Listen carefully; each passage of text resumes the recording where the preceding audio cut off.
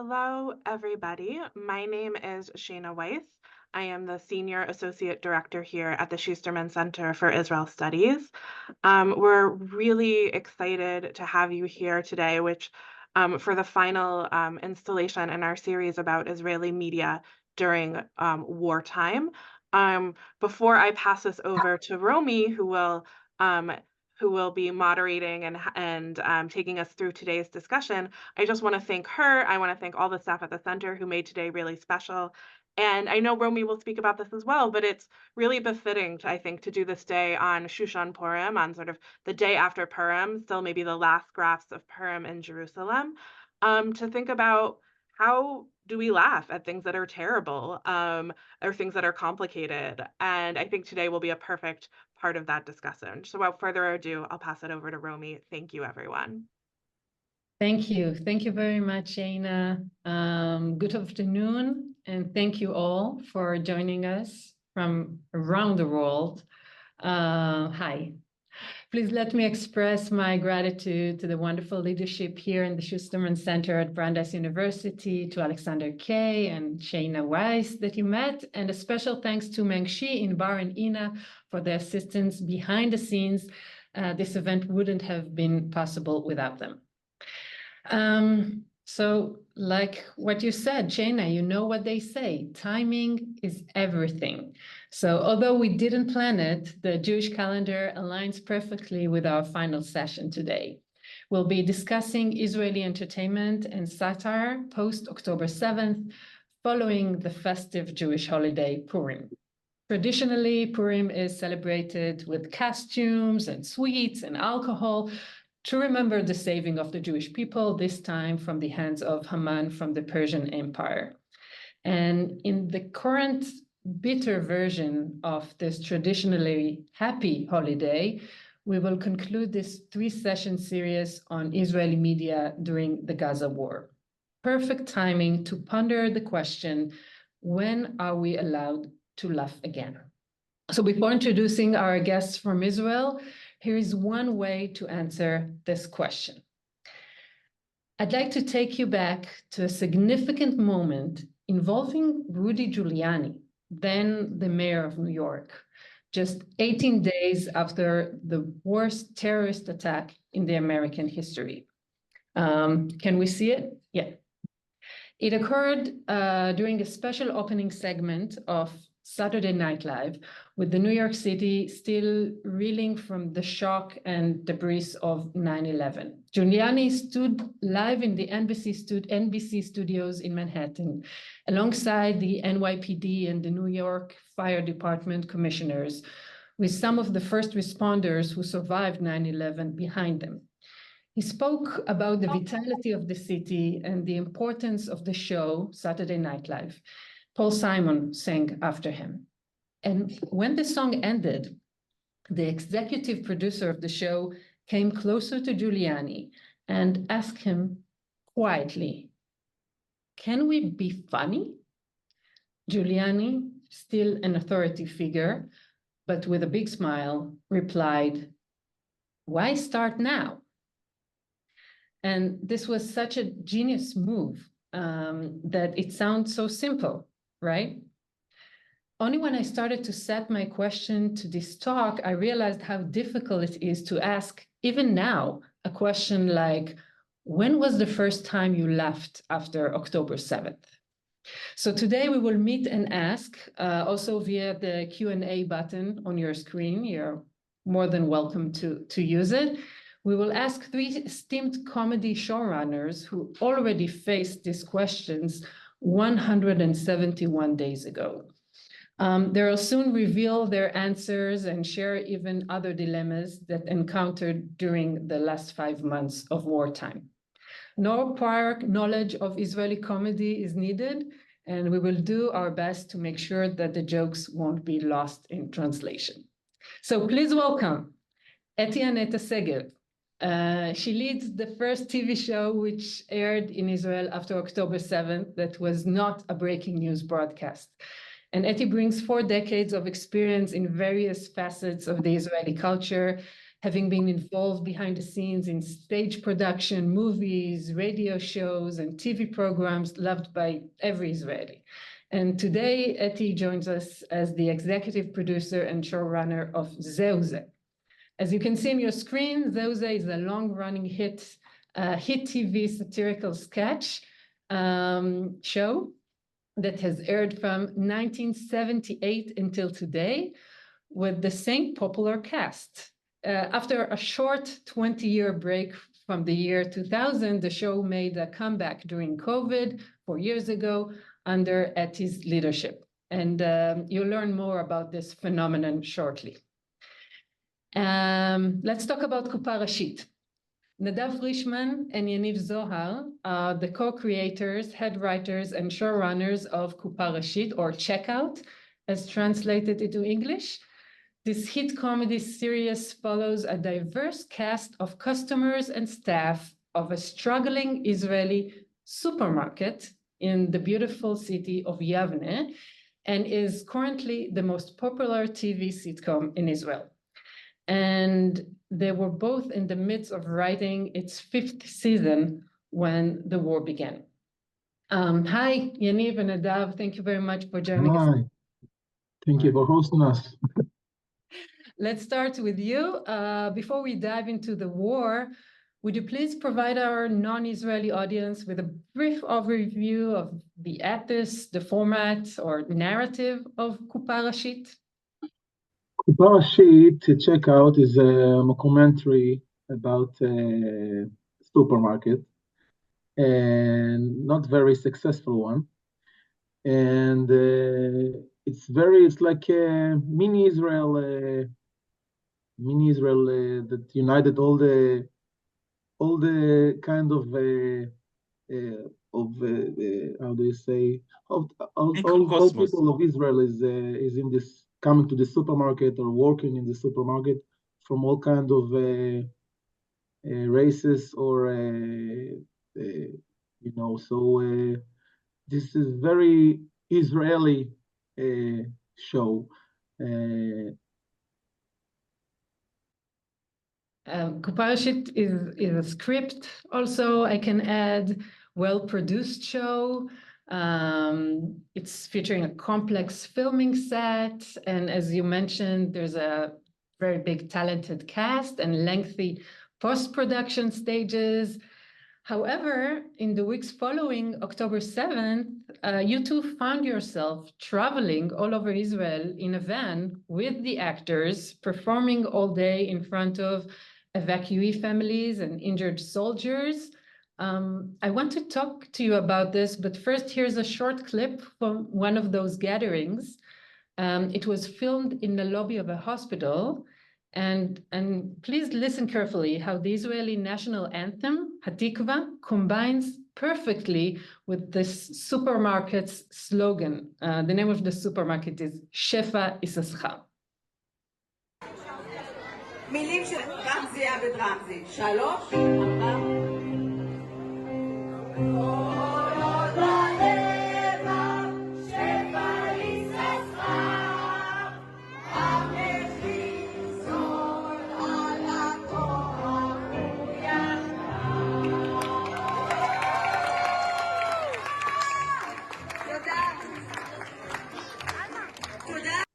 Nadav, can you share what led to this and how this unexpected experience actually felt? And Mangshi, next to me here in the Schusterman Center, will also run a video documenting those shows while we speak.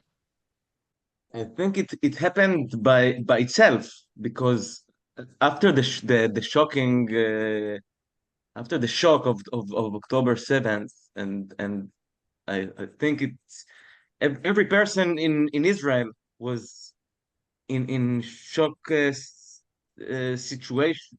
It was like stunning and shocking, and nobody knew what to do. And we got this people was trying to get to us, asking us to come to the places that the people from the south went to. It's hotels and you know they were evacuated from their houses. And 2 days, I think October 9th, we arranged like a minibus, a van, a big van, and the 9 a.m. we were on the van, all the cast, all the writers, everyone from the show, and we started to visiting the evacuated people and the injuries, people in the hospitals, and the soldiers that was that drafted, that recruit to the army, and it was no thinking about it. It just happened because you are trying to do something. You don't know what to do, and you do whatever you can. And we very quick we understand that it's bringing good feeling to the people that we came And to also visit.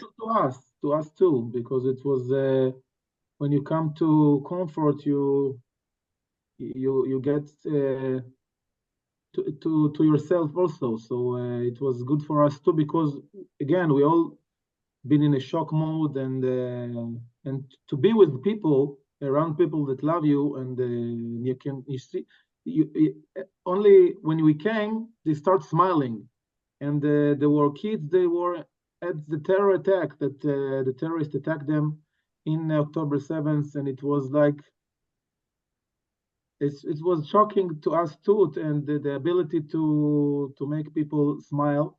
And I think when on October 7th, every day I started to watch to end my day with Friends episode, and during the terror, during the first days of this war, and it reminds me that there is good people, and there is it's the comedies save our health, and a lot of people told us that they do the same with the Kupa Rashit. They end the day there with Kupa Rashit, and it's a big lesson for us about comedy. What is it's more than just escaping from reality. It's really save us from lose it. It sounds like healing, and I know it was very meaningful for your audience and meaningful for you. But it also sounds like a mental challenge to go through. I mean, it was very busy days from early in the morning till late at night, no stop. It's very different from, your usual routine. Yes, but I think that Israel was out of the routine. It was like we were in another life after the October 7th, and we were going to hug people. Yeah. And like Yaniv said, we understand that when you hug someone, he hugs you back. Yeah. And then it was like it was very good for us. We couldn't write at that time, so it was it was the what else we could do at these days. Later, I will ask you about the conditions for you to write the new season and what is needed for that. But let me call Eti to join us. I'm thrilled to have you with us today, Eti Aneta. Our American audience should know that those you produce is a rare TV cult enjoyed by both Israeli grandparents and their grandchildren. And the Zeus reunion during the 2020 COVID lockdowns, almost 40 years after its premiere, was a great success. You combined satire sketches and new versions of classic songs performed by a cast of those 5 superstars. It was so successful, in fact, that the cast that we can also see behind you began performing a series of large rock concerts last summer. And on October 8th, following the sold-out holiday concerts I mentioned, you, as Zeuze showrunner, plan to start work with your writers on the premiere show of the new season, which was scheduled for later that week. So, Eti, can you please share what was happening in your office and in your mind during that week from October 7th forward? Well,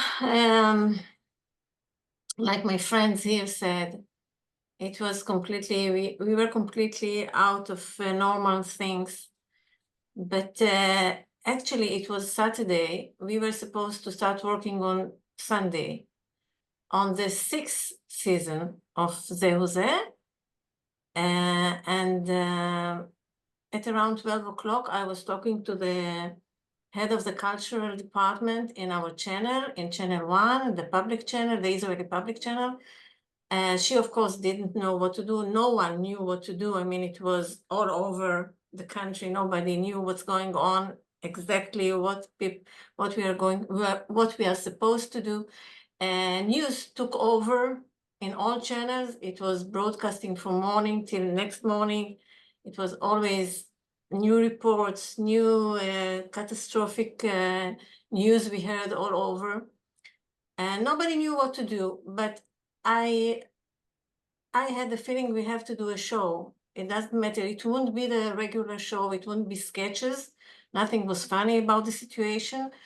But just to comfort people, to give, to unease the situation, to give people a relief of half an hour, of 30 minutes, to think about the situation, but in a different way. Actually, humor is a very known Jewish weapon. I mean, it's a Jewish immune system that was checked all over the pogroms, and during the Holocaust, humor is always something that, by the way, that psychology, modern psychology is considering very, as really something that gives you strength. So it wasn't about humor, it was about being together and to give people 30 minutes to forget about news, just to have a short time of relief, and so they can get stronger for the next day, for the next horrible news that were coming all over. So I told the manager that I'm going to make the meeting on Sunday, and we are going to start to work and to think what we're going to do, what we want to do. We can always sing. Songs are really very emotional and really bring people together. So we'll do songs, and we'll find some other items to do on the show, which will not be sketches. And because our talents are really very experienced people, they started at their early 20s, now they are in their early 70s. So they know what to do, they know how to address people in a very direct and honest way. They express their fears, which make everybody connected to the same feelings. And so we met Sunday morning, and we started to work on the show. It helped us, like my friends here said, it helped us. And I think it helped very much to the people at home. I never asked myself the question if it's too early. Too early to what? Too early to survive? We have to survive. That's our way to do it. You know, I'm listening to you and I'm thinking about your decision making. About October 7th, and you were aired in October 12th was the show that you just described. And it takes me back to 1995 when you were working with Gidi Gov, who is also part of Zeuze, on Laila Gov. Yeah. You had... It was a talk show. It was a talk show. It was late night, not really late, but it was during 4th of November 1995, the assassination of Yitzhak Rabin. I mean, the funeral was Sunday and the show was on Tuesdays. So the first Tuesday we didn't have a show, but a week later we brought the grandson of Rabin to the studio the granddaughter and the grandson. And they were sitting there and telling about their grandfather in a very loving way and in a very humor way, because that's the way you remember the man he was. You're very sad about the situation, but you remember a very lively and a very funny grandfather he was. So that's what we did. We did songs, we interviewed grandsons, and we were talking about how sad we are, to express the feeling, to give people the feeling that they are not alone, that we are all together in the same sadness and in the same crisis and in the same catastrophic time. So I knew we have to do a show. I even didn't hesitate. I told Sharon, our boss, that it's easier to console, how do you say, to console everything, and we will be ready, we'll have a show, and if we'll decide together that it's not appropriate to do it, we will not do it, but let's get ready to do it. And we did it. We had 4 songs. We had a short monologue. We didn't do monologues before in our sketch program. We did a short monologue telling the viewers about our hesitations, if to do or not to do. And finally, we decided that we must be there together with them after 5 months of break, after a long break. We want to be together with them in this particular time. And that's why we decided to do it. Then we brought 4 kids from the settlement near Gaza, who really is the kibbutz that was attacked. And the kids told us in a very honest and direct way about these things they saw on that Saturday. And it was very compassionate, and it was very interesting to listen to the way they described things. Mhm. And it wasn't funny, but it was very emotional. It was really just something you needed to hear. Not journalists, not tragedies. They told it. They said they want to go back home. They miss their dog. They miss their to play and their computer. And they wanted to go back home, but they're scared, so they don't know if they will go home. And it was so innocent. It was perfect. And then the next show, we did only 1 sketch, and about a supermarket, of course, because Israelis went to supermarkets in a panic and bought everything. It was empty shelves. And then we did, on the 3rd show, we did 2 sketches and then 4 sketches. And on the 5th program, which was 1 month later, at the 8th of November, we started to be political. I want us to watch together, before we dive into the politics, a clip from the first show. You are hosting Rita. It's the most famous singer in Israel in this first episode, again, 5 days after October 7th. And I'm emphasizing it because what we were hearing that was happening in Israel that time, nothing there was, easy. So let's listen to Rita and the 5 talents of Zeuze.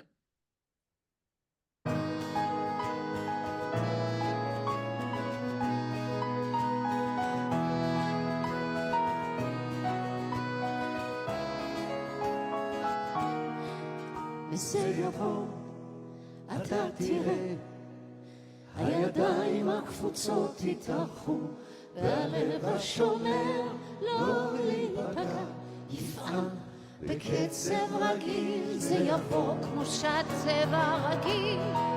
אתה תראה, הידיים הקפוצות יתאחו, והלב השומר לא להיפגע, יפעם בקצב רגיל, זה יבוא כמו שהצבע רגיל, להיות שלם עם עצמו.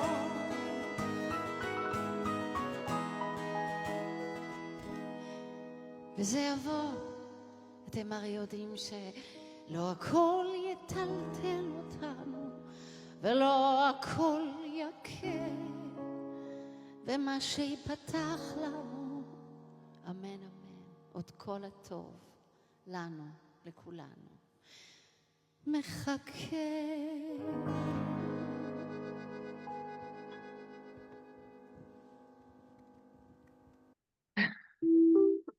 Still have the shivers when I watch it and listen to it. Let me go back to Yaniv and Nadav. At what point do you get the phone call or the text message from the Israeli public broadcaster Kan, which is also your channel? And what do they ask from you? And I'm also interested, what was your first reaction, imagining you in the van with all the actors in that point? It was very soon. It was like after 1 week, I guess, and it was a crazy. It was like it had no sense in the suggestion. Do a comedy episode about what's going on, because it was like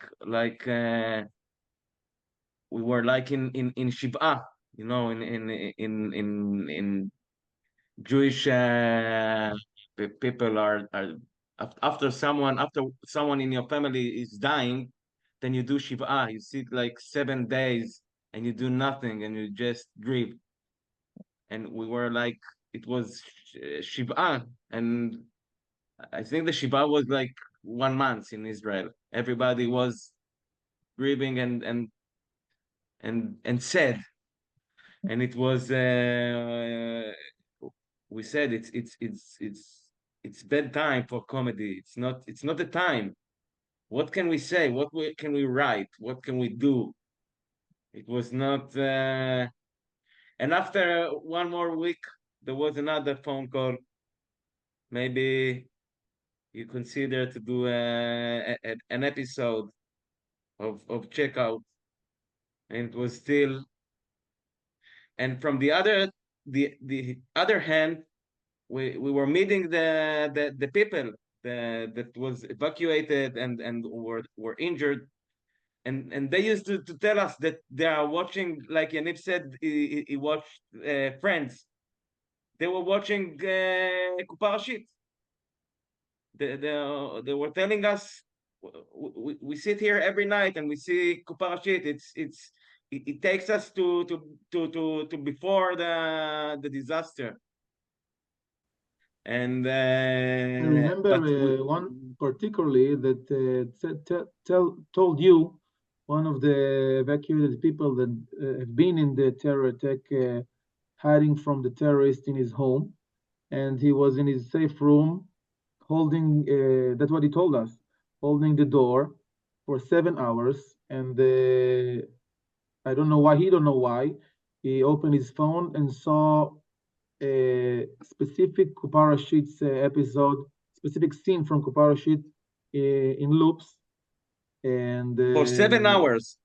For 7 hours during holding the door from the terrorists can come in, and so all these stories make us understand how much it's important for us to do what we know to do best.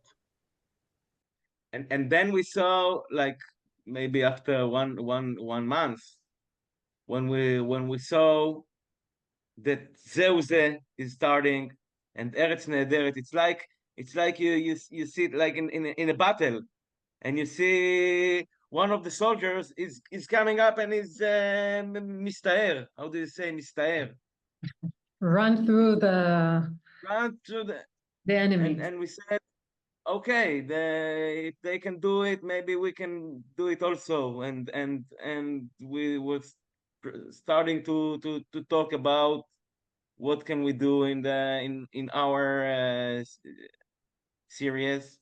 And we are a sitcom, so we are not dealing with satiric issues or like political issues. We are you are dealing with the small, like we are like Seinfeld or Friends, like the small situation in life. So we look for the specific view about the life of the small people, of the who and so we have a storyline about the alarms, because the alarms was a big issue in our lives at that time. So and also like Etis told before, that all the Israelis bought everything they can put their hands on, because we thought it's World War III. It was like really, really traumatic for everybody, and so we try to find the funny the, to look at this reality with a funny eye. So let me add another storyline from this first episode that was actually this first special war episode of Kupa Rashit, of Checkout, that was aired in January.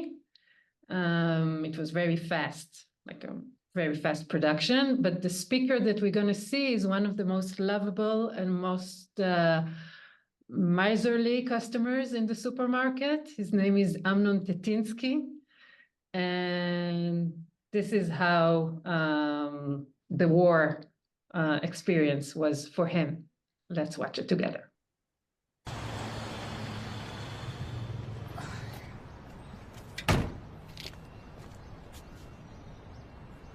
מי ייתן לי דוח בימים כאלו? שלום אמנון, מה שלומך? כל הזמן כיף. כיף, כיף, כיף, כיף, כיף, מה שלומי? מה שלומי? הוא שואל אותי, מה שלומי? דרק! גם תקוע בבית, כמו כולם. הייתי חייב לצאת קצת, להתאוורר. לפנק את עצמי באיזה חצי מנה פלאפל. בתקופה כזאת מותר קצת להתפרע. חיים רק פעם אחת.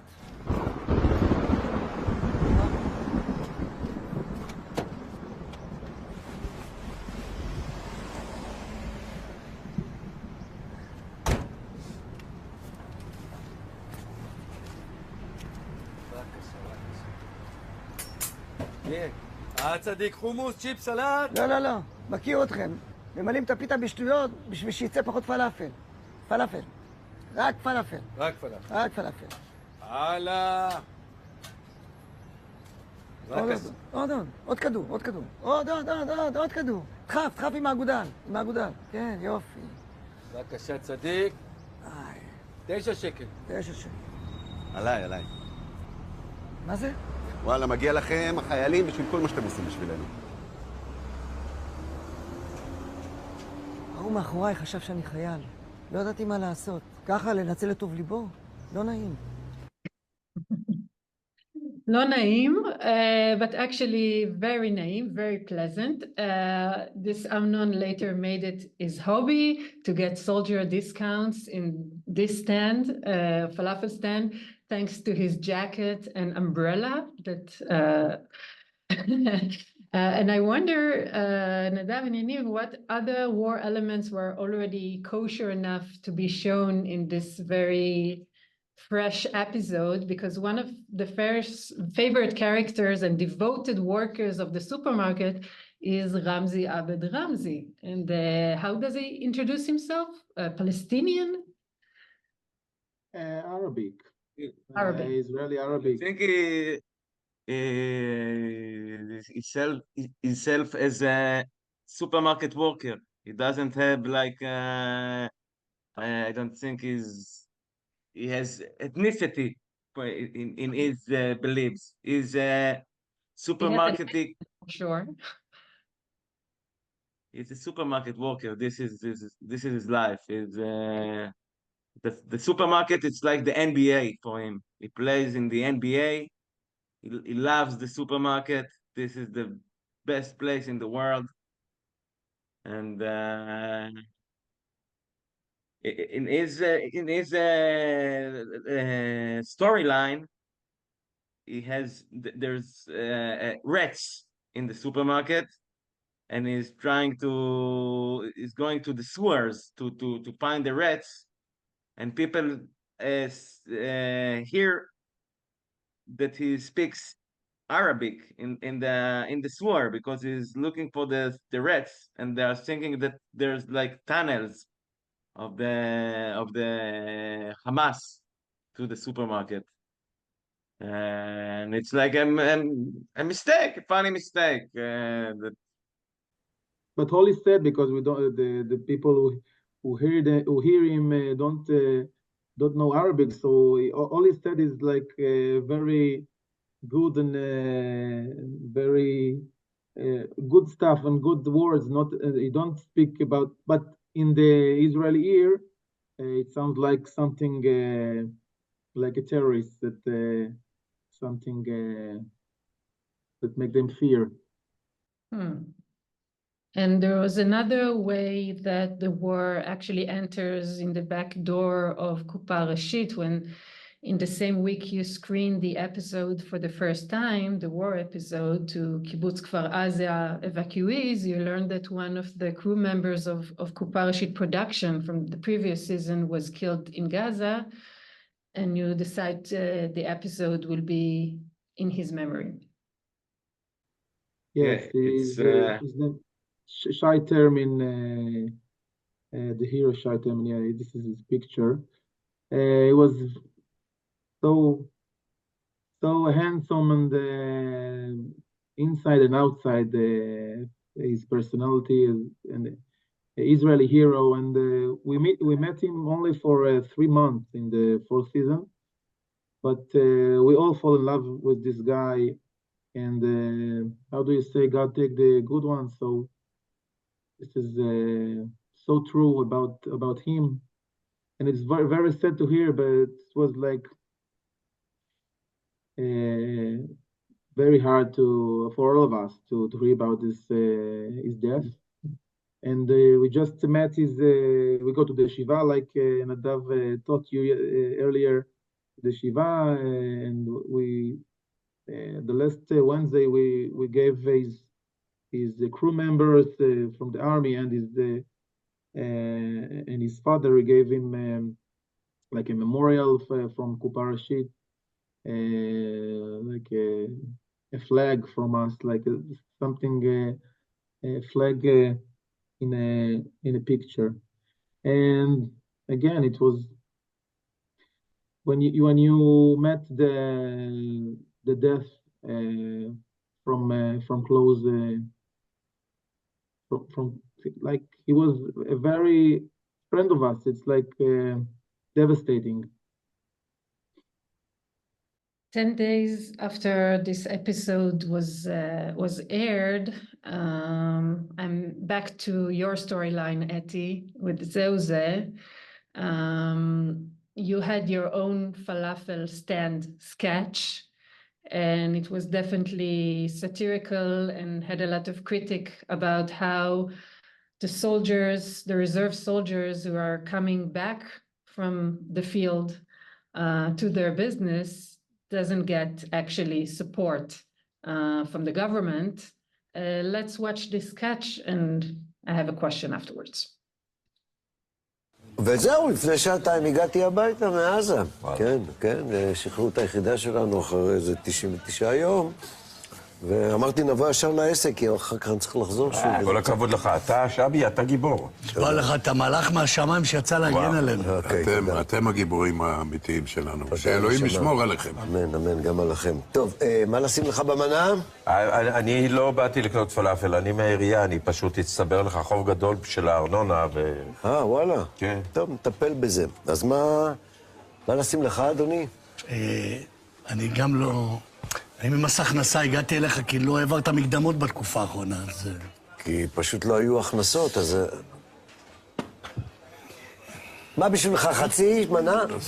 סליחה, אני מהבנק, אתה לא שילמת את המשכנתה של העסק כבר 3 חודשים.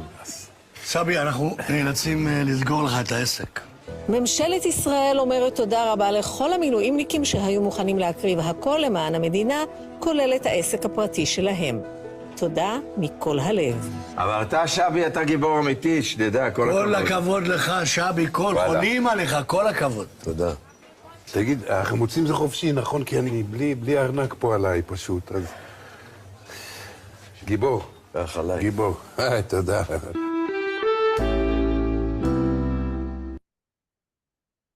You mentioned it earlier, but can you remember what was this certain moment that you understand that the viewers in Israel need not just to be, to get comfort or safe place in Zeuze, but you are also an amplifier to the new problems that they face, and this is part of your role now? Yeah. I think when politicians started to act like sorry assholes again, and they forgot that the 7th October happened, we started to do political sketches, satire stuff, because they were dealing only with their own problems, and if they will take responsibility or not, if they're to blame, if they're not to blame, if they... how wonderful, how happy we should be that they are here with us, and so on. So, and they started to do some,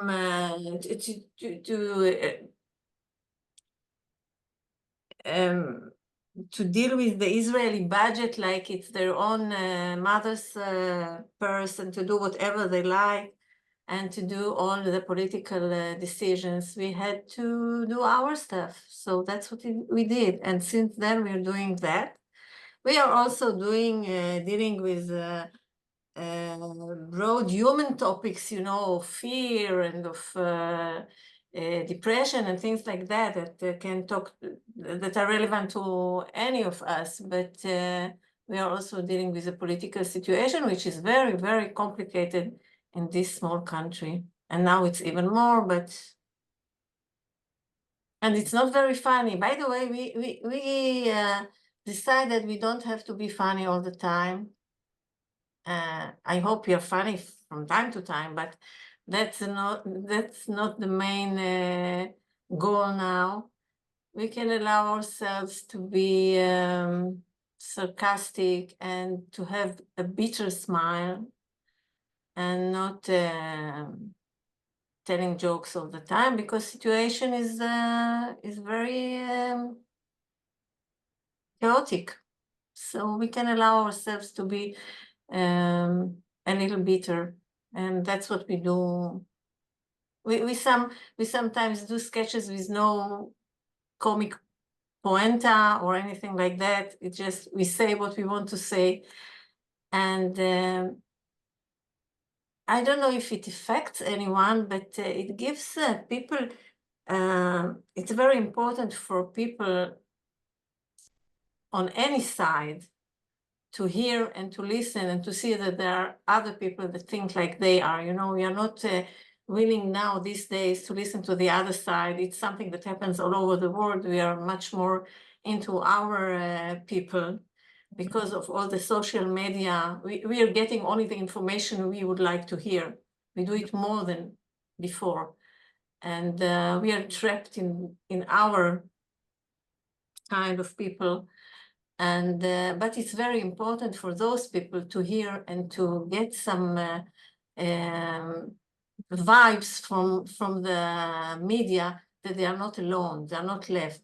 It's not only, they are not the bad guys only. There are more people that they are on their side. So that's what we're trying to do. You're leading me perfectly to my next comment, because I know the Q&A in our audience has a lot of questions for you three, and I still, let me have another last question for me, because you both work for Kan, the Israeli public broadcaster that gives you the platform for those shows, but is constantly attacked by the Minister of Communication and other right-wing persons, even some colleagues. How complicated is it today, doing war and under the current government, to present satire on the public channels? And was there any attempt to get involved into your editorial decision or something like that? No, they don't have any reason to get involved. They just can shut the budget and it's finished. I hope we will not get to that situation, but it's a built-in conflict between public channel and the satire programs. What are we going to laugh about? We are going to laugh about people who are making decisions. I mean, in Israel, in the public channel, in 1974, there was another satire program. It was called Nikui Rosh, which means cleaning your head or something like that. And they were broadcasting between 74 to 76. And it was after the Yom Kippur War. And they were very, very radical about what they thought about the government and the people who ran the war and the government. The government stayed after the war. And then because of many things, but the government resigned. And people used to say that this program was one of the reasons that the text, really, they made very, very strong sketches about it. Was one of the reasons that they had to resign, which is not true, of course, but it had some effect. Those days, there was not such big sources of information people got, so they got it only from the channel 1, so probably it was more effective than now. It is complicated, but we do our job. They do their job. Hopefully, we can stay. They will continue. We will continue. There's no good answer to that question. That's the situation. That's what we have to be critical about the people who make the decisions, who lead our lives. What else can we do? Nadav, Yaniv, do you want to add something? And I see also Alexander K. with the questions from our audience. But if you have any comment about this, please. First of all, Kupa Rashit is not a satirical show, so it doesn't make the people, the politicians, mad. They don't like the public channel makes them mad, but our show is not making I think the opposite. We united a lot of groups that from the Republican and the Democratic side of the map, the political map. We unite. So it's a big responsibility for us to keep that this one show that unites the people in Israel. So it's something we want to keep. Thank you, Yaniv. Alex, the floor is yours. I would suggest you ask them what do they do now, but let the audience questions go first. Well, how about I leave that to, I'm going to try and get some of the audience's questions in, and that will be the question that we end with, Romy. That seems like the best way to end.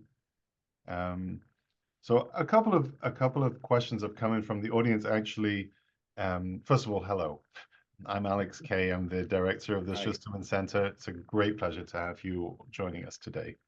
A couple of questions came in from the audience, sort of contrasting the approach of Eti, which is explicitly political, and the approach of Yaniv and Nadav, where you've basically said your show is just a sitcom. It's a show just about some people, and the audience, I think, are wanting to sort of push you a little bit. The fact is, your show has got a very, it represents a lot of diversity in Israeli society. You have, after October 7th, an Arabic-speaking Israeli in a tunnel, and it's funny, but, we know that, it's not so funny, but it's funny. And it's interesting to me that you talk about your show as being one that unites everybody, but it seems that there's actually something deeply political about it, but perhaps you deliver your politics in a way that people can somehow tolerate better because of there's something innocuous in the way that it's delivered. And it's interesting to me, and it comes across in the questions to the audience, are you doing that intentionally do you get around the table saying, listen, we want to do something significant and pointed. We need a serious message here, but we need to deliver it in a kind of light, funny way that everybody will be able to accept? Or do you just say, we got to write something funny that's a sitcom, and whatever happens, happens? We try to write something funny. We want our aspiration is, first of all, to make people laugh. This is the truth. We don't have we don't have agendative meanings. I think philosophically that I guess 70 or 80% of Israeli people are united in most of the of their opinions. But and if you try to do a sitcom about everyday stuff, so you do not make people mad. Most of the time they won't be upset about the things that you say. Sometimes we did like 80 episodes until now. We did some episodes that went through topics that made a little bit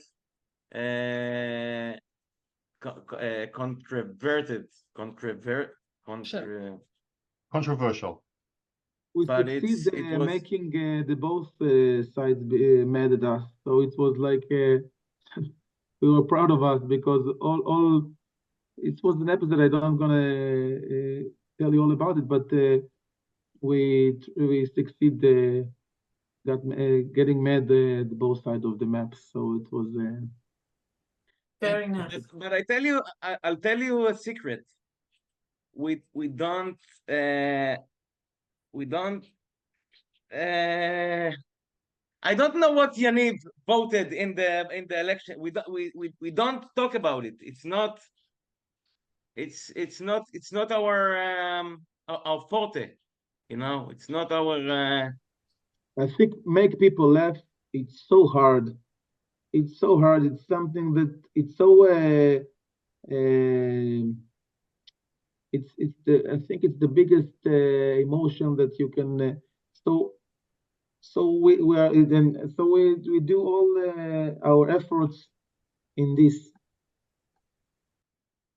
I think following it, I can add that you were chosen to present the Independence Day special for Cannes, Kupa Rashit this year, not Zoze. I wonder what would be the storyline in a time like that, in a day that usually celebrates. So we invite you to watch the show in Independence Day night and to see. No promo? Romy, I love your you're always a journalist. You want to get the scoop ahead of time. I can tell you that we have like an I hope we have an iconic ending for these episodes, which is like an allegoric for this year Independence Day. But it's a regular episode of Kupa Rashit, which happens in Independence Day in Israel, in Independence Day 2024.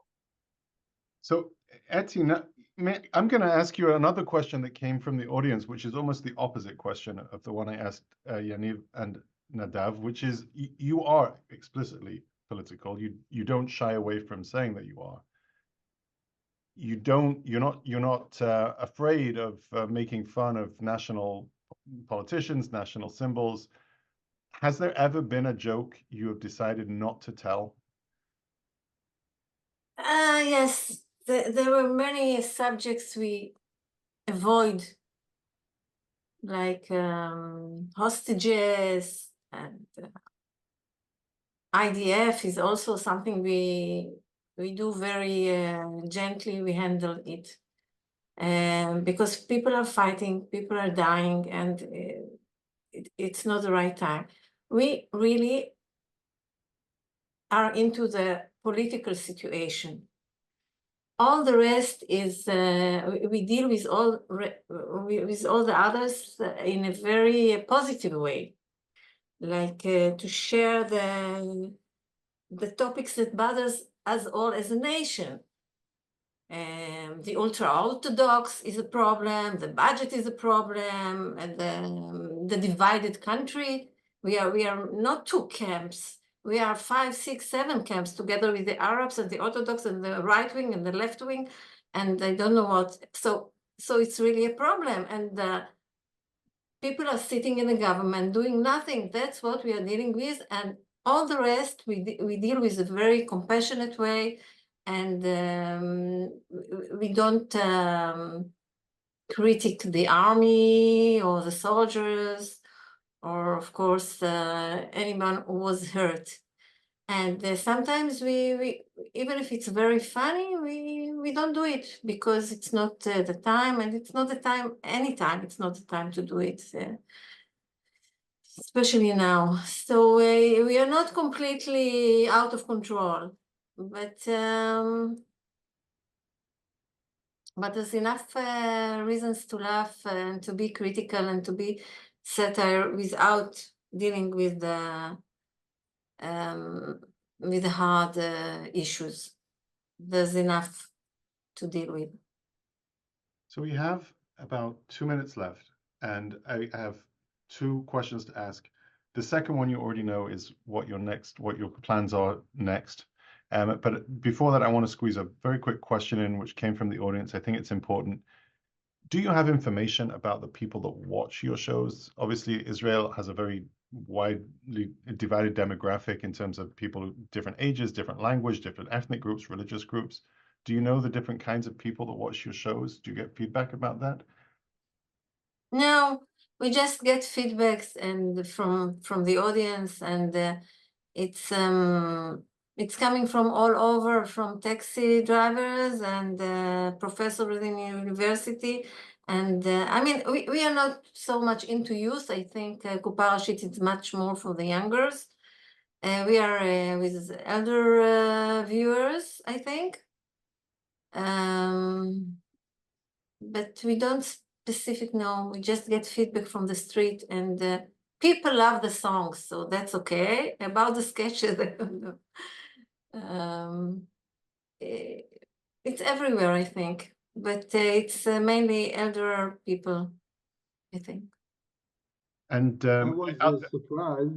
Sorry, I was No, go surprised ahead. to hear that we have a lot of Arabic, Israeli Arabic audience, and they really like Ramsey, of course, and also Anatoly and Nissim, the butchers.